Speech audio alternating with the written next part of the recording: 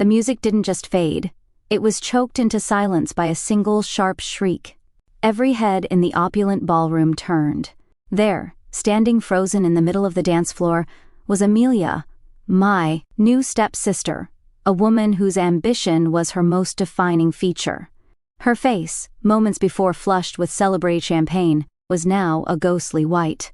Her eyes were locked on me, wide with a terror so profound it seemed to suck the very air from the room. A name, a word I had never heard her speak, escaped her lips as a horrified whisper. "Ma'am." Callsign Valkyrie? My father, David, a man who believed a perfect family portrait could erase an imperfect past, looked from her to me, his face twisting from confusion into rage. I simply stood my ground, my expression a carefully constructed mask of neutrality. Inside, however, a cold and quiet storm was finally breaking. But 30 minutes earlier, he had been the one holding court. Standing in the golden light of the chandeliers, my father raised his glass, his arm wrapped possessively around his new bride. He gestured with his flute toward Amelia, who stood beside him preening in her bridesmaid dress. "To my real daughter," he boomed, his voice thick with pride. "My true daughter, Amelia, an officer, a leader, everything a father could ever hope for." The room erupted in polite, practiced applause. I watched from the back, a ghost at the feast, feeling the familiar weight of my own invisibility. This was his masterpiece, the culmination of a lifetime spent airbrushing me out of the family picture. Then, his eyes scanned the crowd and found me. A cruel, knowing smile spread across his face, the kind he reserved just for me. It was the same smile he'd had when he'd told me my college fund had to be used for Amelia's private school tuition, the same smile from the day he'd forgotten my graduation. He leaned into the microphone. "And I see my other daughter is here." He paused for effect, letting the silence hang heavy in the air. "Don't bother clapping for her, she's nothing but a bastard." The words landed like a physical blow. A wave of uncomfortable, sycophantic laughter rippled through his side of the room. But on the bride's side, I saw something else. I saw the stony faces of decorated men I knew by reputation, men who understood protocol and honor. They weren't looking at me with pity. They were looking at my father with utter contempt. He raised his glass, basking in the glow of what he thought was a public victory, a final assertion of his power over me. He had no idea he'd just committed a fatal, career-ending error in front of the very people he hoped to impress. My father toasted his new family, using my illegitimacy as a punchline. He thought he was putting me in my place for good. He had no idea that his true daughter had spent the last 6 months desperately trying to earn a spot on my operational team. To understand the terror in her eyes, you have to understand the world he never knew I commanded. To truly understand the story, you have to understand the two lives I was living. One was a fiction, carefully crafted by my father, David, a man who treated his own history like a corporate merger, acquiring the parts that looked good on paper and burying the liabilities. I was his biggest liability, the living, breathing proof of a premarital affair he was forced to acknowledge, a permanent stain on the pristine image of the successful family man he was so desperate to project. His resentment was a low, constant hum in the background of my entire childhood, a quiet poison in the foundation of our home. He never saw me as a daughter. He saw me as a problem to be managed. And then he found his solution. Her name was Amelia, my new stepsister, a woman whose entire life seemed tailor-made to be the daughter my father always wanted. At 24, she was a newly commissioned Air Force intelligence officer, a graduate of the academy, and she wore her ambition like a second skin. My father paraded her achievements as if they were his own personal triumphs. Every award she won, every promotion she earned, was another brushstroke in the masterpiece of his new family, a masterpiece designed specifically to paint over me. He'd hang her framed certificates on the wall in the spaces where my childhood photos used to be. It wasn't subtle. It was a systematic erasure. I'll never forget the day I told him I was enlisting. We were in his study, a room filled with leather-bound books he'd never read. He leaned back in his chair and laughed, a dry, dismissive sound that scraped against my nerves. "The military?" he scoffed, waving his hand as if shooing away an unpleasant thought. "That's a dead-end job, Elena. It's for people with no other options." He then picked up a silver-framed photo of Amelia in her cadet uniform. "Amelia is going to be a bull-reel officer, a leader. You'll be lucky if you end up fixing printers in some basement." From that day on, he had a new name for me, Basement Girl. It was his favorite little joke at family gatherings, his go-to punchline whenever my name came up. He thought it was hilarious. What he never knew, what he could never comprehend, was that while he was mocking me, I was indeed in a basement. But it wasn't the kind he imagined. My world was a windowless, soundproofed room buried deep underground, a place shielded by layers of steel and concrete. It was a sensitive, compartmented information facility, a SCIF. And in that room, I wasn't Basement Girl. I was the one in command. In that sterile, silent world, my official job title was a meaningless string of bureaucratic jargon designed to conceal, not clarify. The reality was much simpler. I was the clandestine unit commander for a Tier 1 Special Missions Unit's intelligence support team. My voice was the one a team of seasoned operators, men who were legends, in a world that officially didn't exist, listened to before a mission. I remember standing before them, the bluish glow of tactical screens illuminating the tense faces in the dark. "We've confirmed the target's pattern of life via multi-source SIGINT," I'd say, my voice calm and even. "The window is tight. We need to finalize the kill chain based on the new asset intel now." There was no room for error, no space for doubt. In that world, hesitation gets people killed. My call sign was Valkyrie. I had earned the respect of people my father couldn't even imagine. People like my right-hand man, Chief Warrant Officer Jax Miller, an unflappable operator who had seen more than any human should. I remember one particular night, when a critical mission hung on a razor's edge. The intel was contradictory, and the risk of catastrophic failure was high. Jax approached me, his face grim. "Ma'am, the asset's intel is thin. The risk of compromise is high. It's your call." In his world, there was no higher trust than that. I took a breath, analyzed the streams of data that only I could see, and made a decision that went against protocol, but followed the facts. It was the right call. It saved the mission, and it saved lives. That was my reality, a world of immense responsibility, where my judgment was absolute. Then I would leave that world behind, drive home to my sterile apartment, and the silence would be deafening. The two halves of my life existed in a fragile, unspoken truce. One was a world of life-and-death decisions, of quiet professionalism and earned respect. The other was a world of petty cruelties, of being treated like a footnote in my own family's history. For years, I managed to keep a firewall between them. It was the only way to survive. My father saw me as Basement Girl. In the intelligence community, they called me Valkyrie. For years, I kept those worlds separate, but when he forced my attendance at his wedding, he unknowingly scheduled a command performance on my territory. And the rules of his world were about to collide with the non-negotiable reality of mine. When the wedding invitation arrived, it felt less like a request and more like a summons. It was thick, cream-colored cardstock, with my father's name entwined with his new bride's in glittering gold calligraphy. My own name was printed on the envelope by a machine. I held it over the trash can, my thumb hovering over the edge, ready to let it drop. My first instinct was pure avoidance, a tired, familiar urge to simply sidestep the guaranteed humiliation. Why walk into a fire I knew was set just for me? I decided I wouldn't go. That decision lasted until the next morning. My right-hand man, Jax, found me in my office, holding a tablet with a redacted report. He didn't mention the wedding, not at first. He simply said, "Ma'am, we have a potential integrity issue with a candidate." He explained that Second Lieutenant Amelia Price had been indiscreet at her new post. She was bragging to her peers about her influential father's lavish wedding, and made a point of mentioning that her loser stepsister, the one with the dead-end government job, would be there. Jax looked at me, his expression unreadable as always.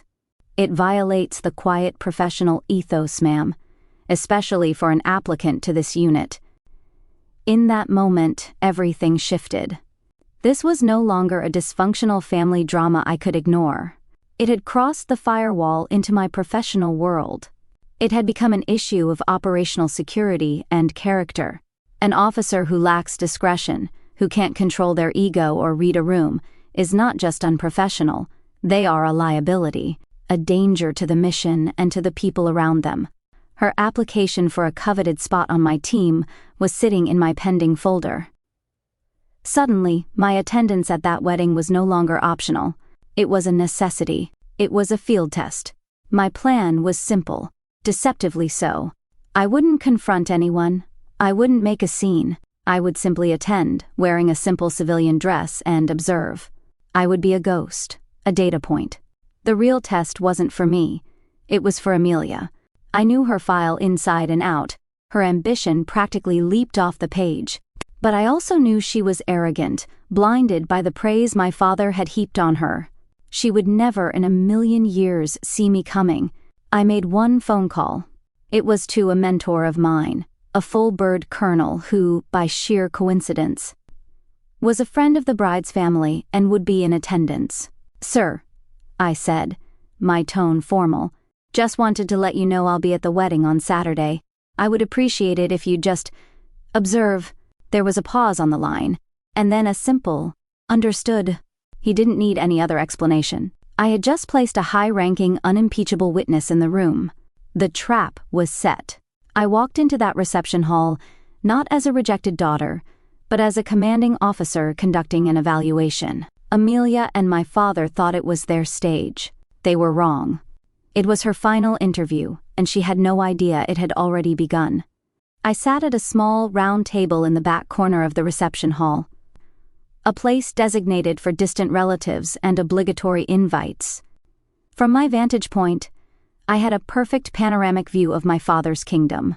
He was in his element, holding court in the center of the room, a glass of champagne in one hand, and his new wife on his arm. He was playing the part of the magnanimous host, the patriarch of a perfect new family. By his side, Amelia looked triumphant, her smug smile a mirror of his own. They were a matching set of arrogance and ambition. I felt nothing but a cold, detached sense of focus. I was an intelligence officer on an observation mission, and the targets were behaving exactly as predicted. After the toast, after he had publicly branded me a bastard to a round of applause, my father decided to take a victory lap. He puffed out his chest and led Amelia by the arm, making a beeline for the one guest in the room whose approval he desperately craved. It was my mentor, a man I knew only as the colonel, a quiet, distinguished figure whose presence seemed to command respect without ever demanding it. To my father, he was just an influential acquaintance of his new in-laws, a networking opportunity. To me, he was my unimpeachable witness. The roaming wedding videographer, sensing a moment with an important guest, trailed them closely, his camera's red light glowing. "Colonel, a pleasure to see you," my father boomed, his voice oozing false familiarity. "I'd like you to meet my daughter, Amelia, a future leader in the Air Force."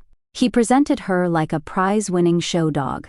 Amelia gave a small, self-important curtsy, ready to receive the praise she felt she was owed. The colonel looked at her, his expression polite but neutral. He gave a single brief nod that was more of a dismissal than a greeting. And then, he did exactly what I knew he would. His eyes scanned right past her, sweeping over the crowd until they found me, sitting alone in the back. He looked directly at me. There was no smile, no grand gesture. There was only a slow, deliberate nod, an almost imperceptible acknowledgement of shared understanding. It was a sign of profound professional respect, a silent message sent from one commander to another in a room full of civilians. It was a gesture my father and Amelia could never possibly understand, but its meaning was unmistakable. Amelia's smile faltered. Confused, she followed the colonel's gaze. Her eyes landed on me. For a moment, she just stared, a flicker of annoyance on her face. Then, the gears began to turn. I could almost see the frantic calculations flashing behind her eyes as her brain struggled to reconcile two completely contradictory sets of data. There was the loser stepsister, the one her father called basement girl, the one with the boring, unimportant desk job. And then there was the look in the colonel's eyes, a look of deference she had only ever seen junior officers give to a general. Her mind raced, connecting the dots I knew were scattered in her memory. The highly classified intelligence unit she had desperately applied to transfer into. The unit's commander, whose identity was a closely guarded secret, a figure spoken of only in whispers and redactions. The commander's legendary callsign, a name synonymous with impossible missions and unmatched authority. Valkyrie. The blood drained from her face. The carefully constructed world she lived in, where she was the golden child and I was the footnote, shattered into a million pieces. Her shriek cut through the music like a blade. It was a sound of pure, undiluted professional terror. The entire room fell silent. "Oh my God," she stammered, stumbling backward as if she'd been struck. "Ma'am?" She took another involuntary step back, her voice dropping to a horrified whisper that seemed to echo in the cavernous silence. "Valkyrie?" My father stared, his face a mask of apoplectic confusion. "What did you call her?" He snarled, grabbing Amelia's arm. "What is this nonsense?" He thought it was a performance, some elaborate joke I had cooked up to ruin his perfect day. He turned to the colonel, demanding an explanation. The colonel stepped forward calmly, his hands clasped behind his back. His voice wasn't loud, but it carried across the silent room with the absolute weight of authority. "David," he said, his tone icy and clear. "Your daughter Amelia is addressing her commanding officer." He paused, letting the words sink in, letting the entire room understand. "I suggest you show the proper respect." The videographer, realizing he was capturing gold, zoomed in tight on. My father's face as the colonel's words detonated his entire reality. The color, the pride, the swagger, it all vanished, replaced by the slack-jawed, vacant look of a man whose world had just been publicly and irrevocably dismantled.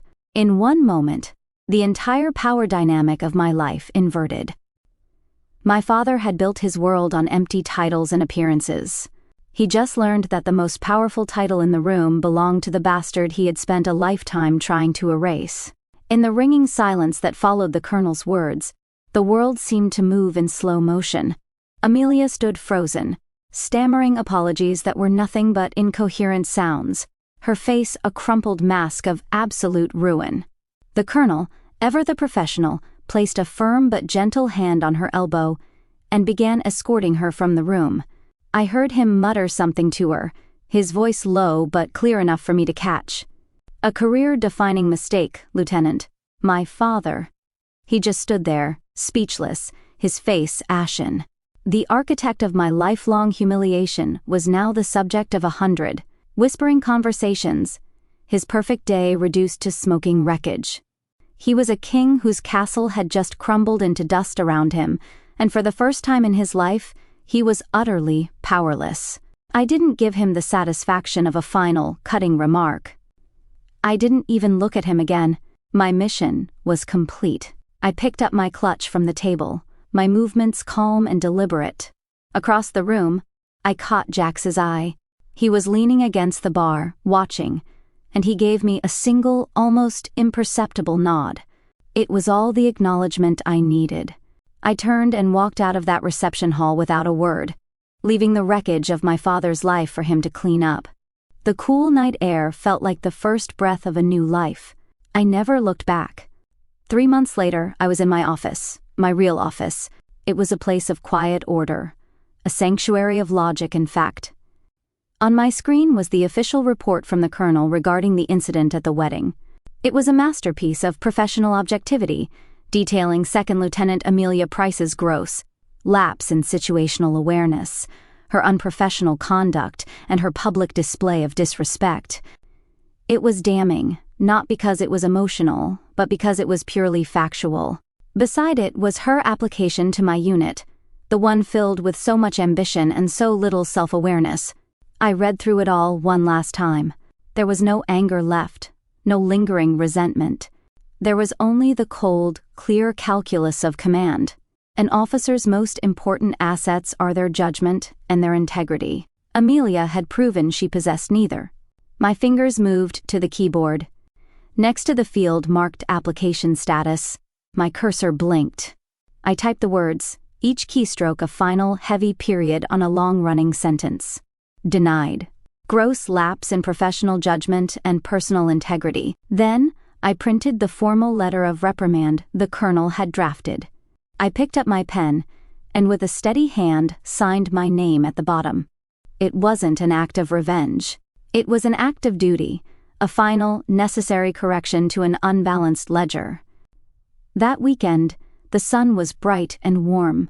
I was at a backyard barbecue at Jax's house, surrounded by my team. The air smelled of grilled burgers and freshly cut grass, and the sound was easy laughter and stories that didn't need to be whispered. These were my people. They didn't know about David, or Amelia, or the nickname Basement Girl. They knew me as Valkyrie, the commander who had their backs, the leader, who had earned her place not by birthright, but by competence and trust. This was my real family, a family forged in shared purpose, not dysfunctional obligation. As Jax handed me a beer, he just smiled and said, "Glad you made it, ma'am." It was simple, and it was everything. In the middle of a conversation, my phone buzzed in my pocket. I pulled it out. It was a text from a number I still had saved, but never called. It was from my father. The message was short. "Elena, we need to talk." I didn't understand. I read the words once, then twice. A year ago, a message like that would have sent a shockwave through my entire being. I would have dissected every word, desperate for the validation I was so starved for. But now, I felt nothing. No anger, no triumph. Just a quiet, settled peace.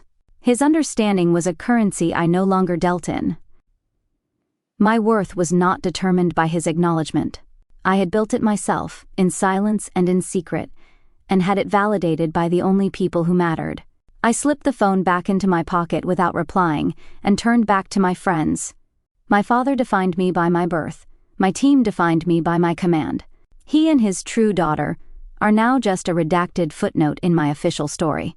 If you've ever had to build your own rank when the world gave you none, share your story below. In this community, your call sign is always respected.